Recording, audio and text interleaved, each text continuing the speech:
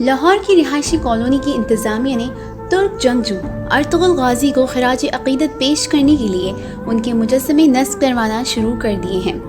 مروزار colony میں نصب کیے جانے والے ان مجسموں میں ارطغرل غازی کو تلوار کے ساتھ گھوڑوں پر سوار دکھایا گیا ہے۔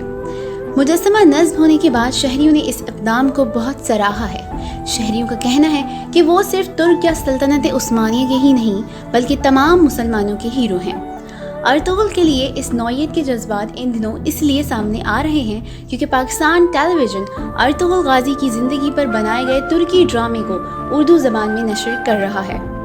مروزار کالونی کے سیکریٹری جنرل سہیل انوار رانا کے مطابق انہوں نے کالونی کے رہائشیوں کی جانب سے ارطغرل غازی کی یادگاریں بنانے کی مطالبے پر مجسمے نصب کرانے کا فیصلہ کیا۔ انہوں نے کہا کہ یہ مخصوص مجسمے پنجاب کے شہر کمالیہ سے خصوصی طور پر بنوائے جا رہے ہیں، جنہیں فائبر اور لوہے کی اشیاء سے تیار کیا جا رہا ہے۔